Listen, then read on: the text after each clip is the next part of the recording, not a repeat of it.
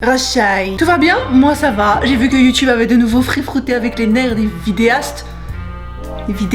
Et la manière dont ça s'est fait, étrangement, ça m'a renvoyé à plusieurs de mes expériences vécues sur le territoire américain. Mon mari et moi-même, nous en sommes arrivés à un point où quand l'une de ces mésaventures nous caresse langoureusement la fesse gauche, nous nous regardons calmement et on se dit « C'est les États-Unis ».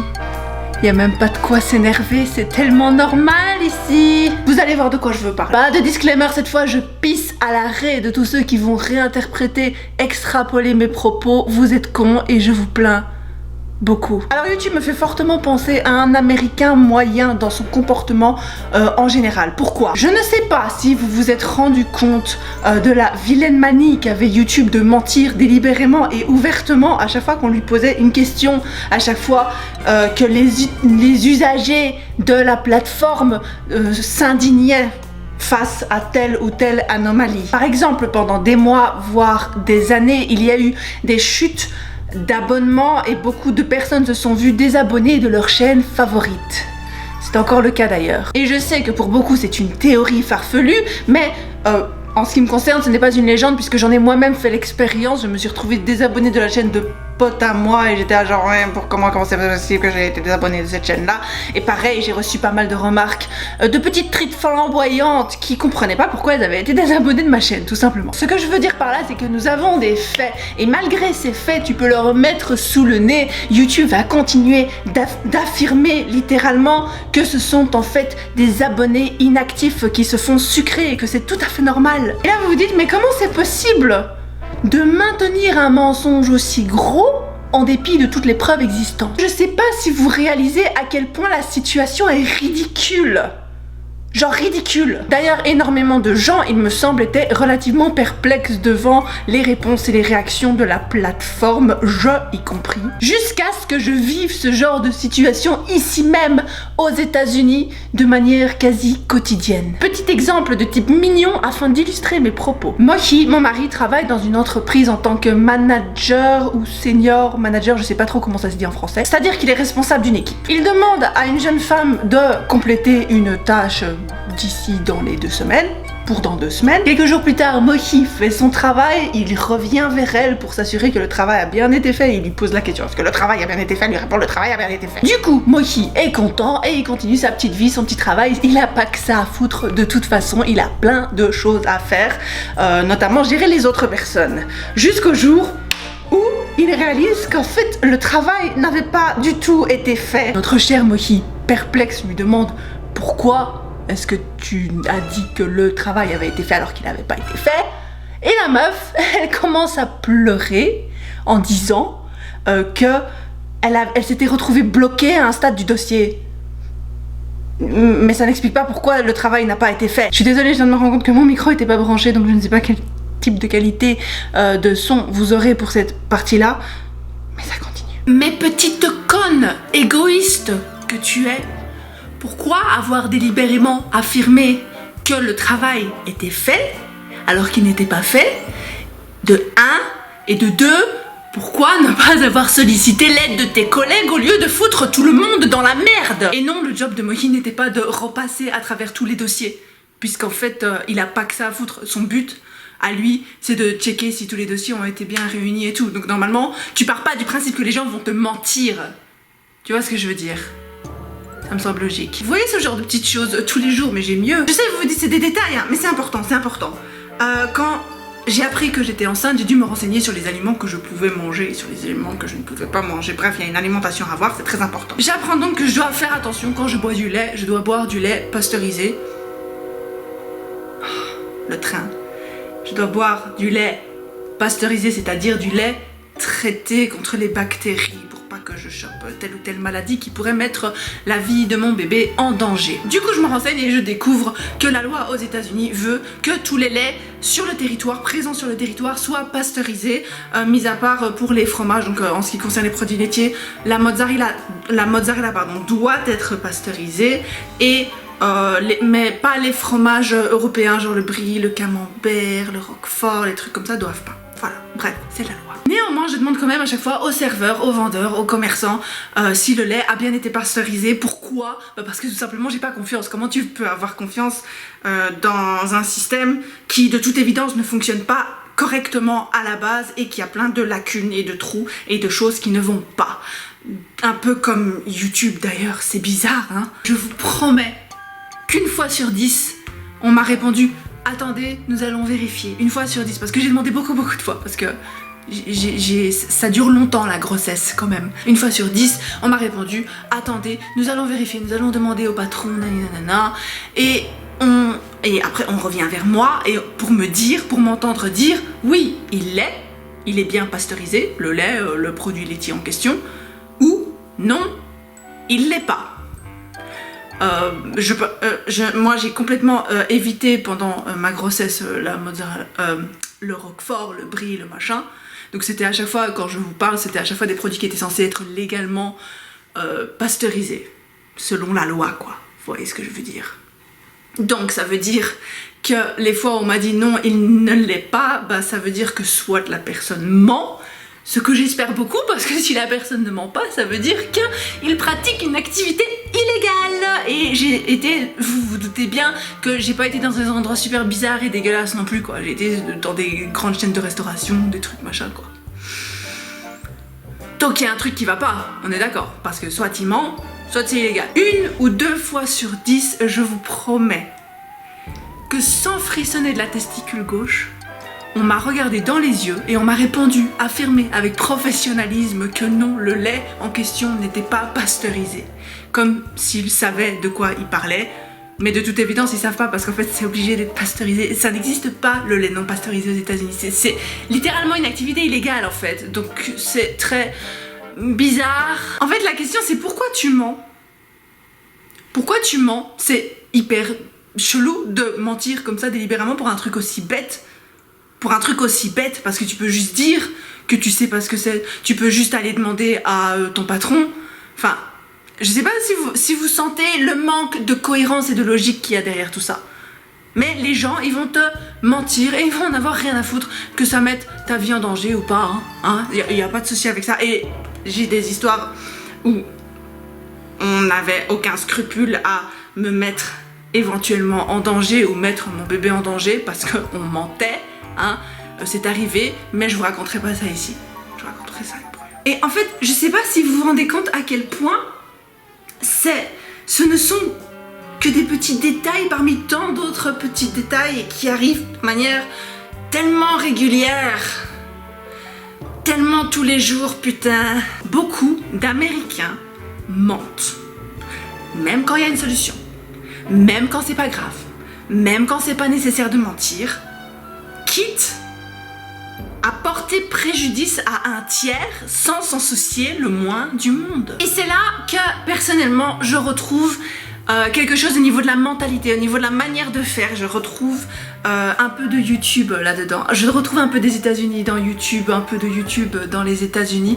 C'est-à-dire que ils s'en foutent en fait, parce que je suis pas personnellement ni directement concernée par ça parce que moi je ne gagne pas ma vie avec YouTube, c'est un hobby, mais il y a des gens qui bouffent avec YouTube, il y a des gens qui nourrissent leurs gosses avec YouTube et c'est grave en fait, les chutes d'abonnements, les chutes de vues, ne plus permettre aux gens de faire leurs vues, c'est quelque chose de grave pour beaucoup de gens. Pour moi ça l'est pas spécialement, mais quand tu regardes, quand tu prends du recul par rapport à la situation, on peut se rendre compte que oui, ça peut être grave, mais YouTube n'en a strictement rien à foutre. Et YouTube va continuer d'affirmer qu'il n'y a pas de problème pendant très longtemps, jusqu'à récemment, où YouTube a finalement reconnu timidement qu'en effet, il se pourrait qu'il y ait un problème sur certaines chaînes, pas sur toutes les chaînes. C'est tard. C'est tard. Deuxième point aux États-Unis qui me rappelle fortement le comportement de YouTube, notamment dans le changement de l'algorithme, le changement soudain de l'algorithme, le changement soudain de règles, de notifications, du fonctionnement général de YouTube, que ce soit pour les personnes qui regardent des vidéos sur YouTube ou pour les personnes qui produisent des vidéos sur YouTube. YouTube fait absolument tout ce qu'il veut, sans crier gare. Les gens chez YouTube qui prennent les décisions chez YouTube ont cette hypocrisie qui est déjà extrêmement présente en Occident. Merci l'influence des États-Unis.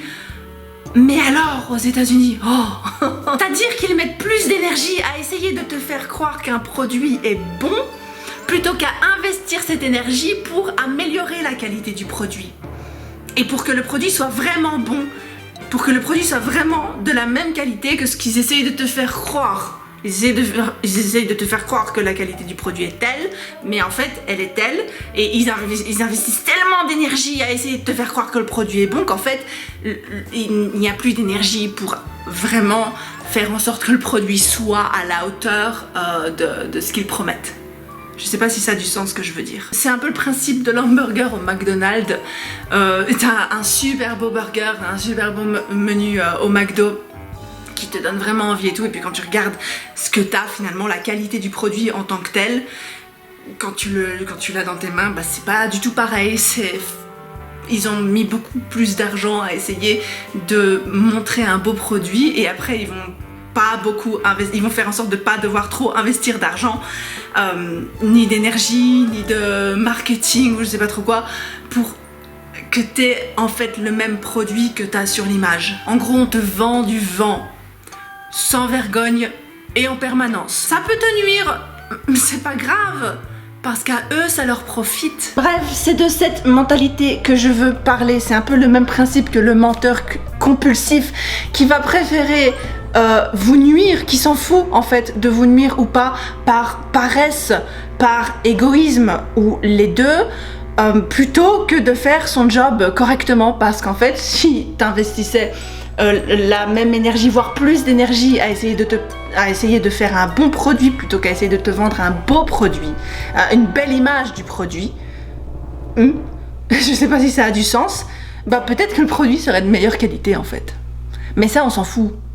Parce que ce qui est important, c'est pas de faire son job, ce qui est important, c'est de vendre. Et c'est bien ce que YouTube fait en ce moment exactement, en changeant les notifications, en changeant ci, en changeant telle règle, en changeant tel fonctionnement, en changeant, sans nous prévenir, sans dire à qui que ce soit ce qui est en train de se passer, parce qu'ils s'en foutent, parce qu'en fait, YouTube expérimente et utilise les gens qui sont sur la plateforme, les gens qui utilisent la plateforme, répétition, ils l'utilisent comme des cobayes, sans se soucier une seconde des conséquences que ça pourrait avoir sur les personnes qui vivent de YouTube éventuellement, ou même les conséquences émotionnelles que ça pourrait avoir pour certains qui ont travaillé comme des chiens sur leur chaîne et qui voient leur nombre d'abonnements baisser, ou même les gens en général. C'est perturbant, mais on s'en fout, c'est pas grave.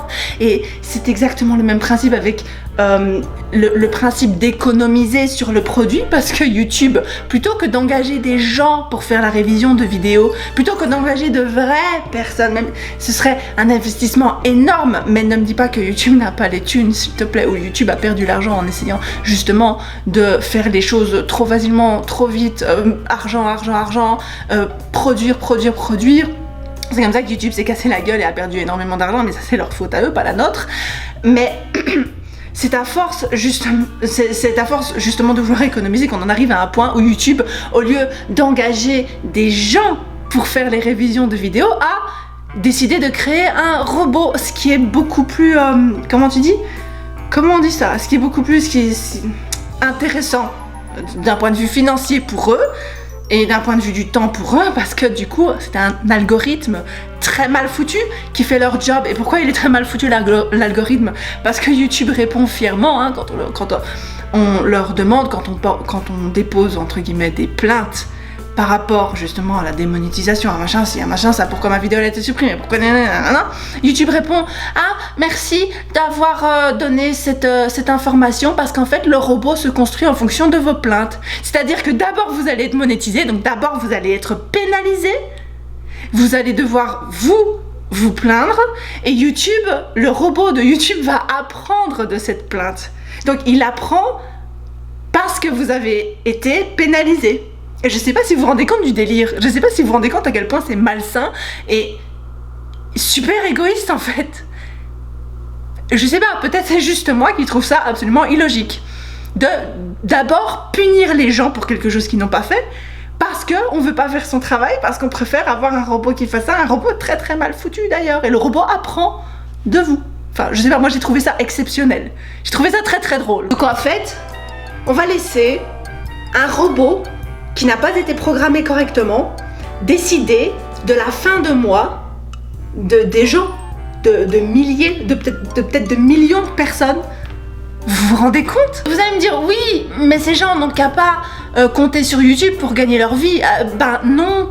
Enfin, oui, mais non. Enfin, c'est mon point suivant. Le manque de consistance à l'américaine. Déjà, quand t'as vécu en Europe avant de venir ici, c'est déjà un choc culturel. Mais quand t'as vécu plusieurs années au Japon avant de venir ici, c'est le pire des chocs culturels. En ce qui concerne le terme que j'emploie, consistant, inconsistant, j'ai pas vraiment trouvé d'équivalent juste en français. J'utilise pas le terme consistant dans le sens francophone du terme, c'est-à-dire je mange un sandwich très consistant, ou bien ça consiste en quoi? Non, c'est autre chose. Je vais essayer de paraphraser, c'est difficile. En gros, si tu dis à un enfant pas de bonbons avant les repas, on grignote pas avant le repas, mais que le jour suivant, tu vas lui donner un biscuit avant le repas, et que le surlendemain, tu vas de nouveau dire pas de bonbons avant les repas, pas de grignotage avant les repas, eh bien tu manques de consistance.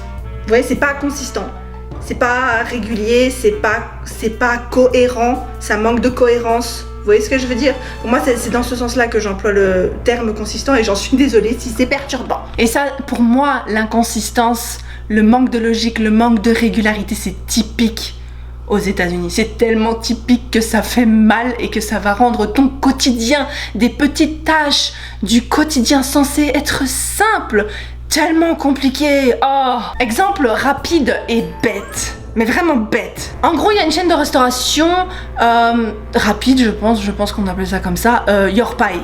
Je sais pas si vous connaissez, si vous ne connaissez pas, c'est très sympa. En fait, tu peux faire ta pizza toi-même, tu peux décider de ce qu'il y a sur ta pizza. Mais aussi, ils font des espèces de bols en pâte à pizza et tu mets ta salade dedans. Voilà.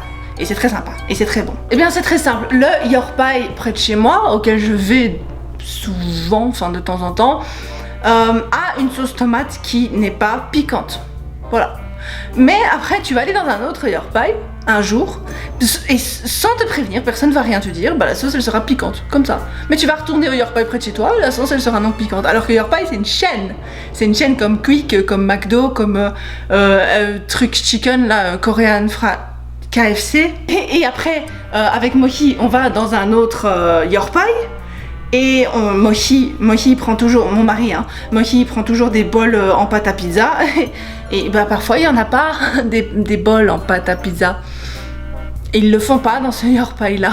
Genre la dernière fois on était avec des collègues japonais à Mohi. C'était une sorte de repas d'affaires, de lunch d'affaires vite fait quoi. Et tout le monde a commandé un bol en fait, un bol en pâte à pizza. Et le serveur il dit oui, mais il n'y a pas de problème. Et alors il dit rien en fait, enfin il dit ouais je vais vous le faire, pas de souci et tout. Et il nous apporte en fait un bol normal, enfin un bol en métal avec la salade dedans. Moi il regarde le bol avec la salade et il s'en va demander, il pense que c'est une erreur, il s'en va demander au serveur pourquoi vous avez, voilà c'est bizarre votre truc. Et le serveur il dit je sais pas ce que c'est. Je sais pas ce que c'est un bol à pizza, un bol en pizza. Mais pourquoi est-ce que tu as pris la commande en fait, si tu sais pas ce que c'est? Pourquoi est-ce que tu as accepté de prendre la commande? C'est pas logique. C'est logique ou c'est pas logique? Dites-moi ce que vous en pensez, il y a que moi. Manque de consistance et en plus de ça, on te ment. Parce qu'ils savaient pas ce que c'est pas grave. Mais vous imaginez tous les jours devoir se battre même pour avoir le truc le plus simple, même tu veux bouffer, t'arrives pas à bouffer ce que t'as envie de bouffer alors que c'est censé être là. Même aller bouffer un bête bol en pâte à pizza, tu peux pas faire dans ce pays. Tout ça, bêtement. Parce que ici, il y a beaucoup trop de gens qui mentent ou qui sont pas compétents ou pas consistants ou je sais pas comment dire alors que t'avais qu'à le dire que tu savais pas. C'est pas grave. On s'en fout, espèce d'enflaté de la fistouille, va. Ben ça, c'est exactement la mentalité dans laquelle s'inscrit YouTube, en tout cas en ce moment. Parce que YouTube va te mentir et en plus de ça, il va se concentrer sur un produit survendu, il va te survendre un produit au lieu de se concentrer sur la qualité du produit. Donc oui, YouTube va te donner l'impression que tu peux C'est possible. Tu peux gagner ta vie de manière consistante avec YouTube. Tu peux. Et c'est comme ça que YouTube attire les vidéastes. Mais à côté de ça, du jour au lendemain, YouTube va tout changer dans sa manière de faire. Parce qu'il expérimente, parce qu'on est des cobayes, parce qu'ils s'en foutent. Parce qu'ils s'en foutent en fait de l'impact que ça peut avoir sur la personne, sur l'individu, sur la personne qui a placé ses espoirs dans la plateforme. Moi je trouve ça relativement compréhensible que beaucoup de gens aient décidé de faire confiance à la plateforme parce que la plateforme se présente de manière très professionnelle. Donc on peut pas s'imaginer que quelque chose d'aussi gros, de quelque chose d'aussi professionnel, qu'une aussi grosse entreprise puisse être aussi peu professionnelle, aussi peu cohérente et aussi peu consistante, voire même qu'elle nous mente. Une grosse entreprise nous propose un produit, on se dit que c'est le produit qu'on va obtenir, mais c'est pas du tout ça, au final. Mais c'est comme ça. Et d'ailleurs, on se doute pas une seconde que tout puisse basculer du jour au lendemain. On s'en doute pas une seconde. Mais pour eux, et pour beaucoup d'Américains, pas tous bien évidemment, c'est normal.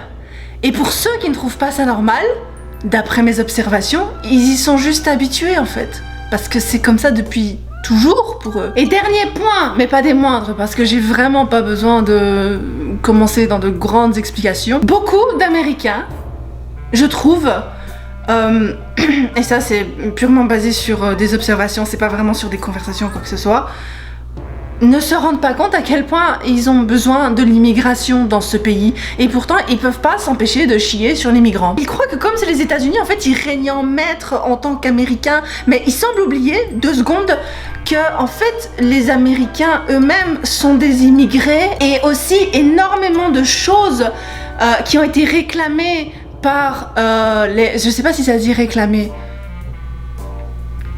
Claim, ça vient de claim. Revendiquer. Et beaucoup de choses qui sont revendiquées par les États-Unis, des grandes inventions, des grands sportifs, des grands artistes, machin et tout, en fait ce sont souvent des immigrés, ce sont pas vraiment des Américains, mais les gens vont dire qu'il est américain, mais en fait le mec il est pas vraiment américain vu qu'il vient d'ailleurs, mais bon, c'est pas grave. Regardez toute l'équipe, je crois, toute l'équipe olympique de tennis, toute l'équipe américaine olympique de tennis ou je sais pas trop quel sport, ping-pong je crois, c'est tous des Vietnamiens ou un truc du style. C'est pas des Américains. Il y a beaucoup d'Américains, je pense, pure souche, qui ont accompli énormément de choses, de très grandes choses, mais il y a énormément de gens qui ne sont pas américains pure souche entre guillemets qui ont accompli peut-être plus de choses. En tout cas c'est l'impression que j'en ai. Et pourtant les Américains c'est les meilleurs. Et je trouve et là je vais me faire je pense que le strike n'est pas très loin. Attendez 2 secondes. Je ne sais pas s'il arrive mais en gros je trouve que les Américains, la mentalité américaine en tant que telle, les Américains manquent trop en général, bien sûr, pas tout le monde. Il y a de très très grands esprits parmi les Américains et il y a des gens que je connais qui sont pas du tout comme ce que je décris dans la vidéo, bien sûr. Mais les Américains manquent trop en général de cohérence, de consistance, de logique pour que le pays puisse tourner correctement sans les autres. Les États-Unis ont besoin des autres. Les États-Unis ont besoin des immigrés, des migrants et tout ce qui va avec. Franchement, combien de fois Moki et moi, on s'est pas regardé en se disant mais comment ce pays fait pour fonctionner en fait? Quand tu vois comment les gens sont, comment le pays fait pour fonctionner? Ben, c'est simple, il fonctionne pas vraiment. C'est pas grâce vraiment à nos Américains que le pays fonctionne, c'est grâce à tout le monde. Dont les immigrés font partie de ce qui fait fonctionner les États-Unis. Et les immigrés font partie de ce qui fait l'essence des États-Unis, puisqu'ils sont tous immigrés à la base. Et je me suis posé exactement la même question en ce qui concerne la plateforme, YouTube. Comment le site fait pour fonctionner alors qu'en fait il fonctionne pas? Si vous regardez bien le site, la plateforme ne fonctionne pas, ça ne marche pas de toute évidence. Mais en fait c'est très simple, qu'est-ce qui fait que la plateforme vit? C'est nous, c'est les gens qui regardent les vidéos, c'est les gens qui font des vidéos. Mais ça n'empêche pas YouTube de nous chier dessus en nous faisant croire qu'il ne nous chie pas dessus, mais en fait il nous chie dessus. Sans l'immigration, les États-Unis n'existeraient pas. Sans les vidéastes, les abonnés, les youtubeurs, t'appelles ça comme tu veux, YouTube n'existerait pas. On va te faire croire qu'on te respecte, mais on ne te respecte pas, on n'en a rien à foutre de toi.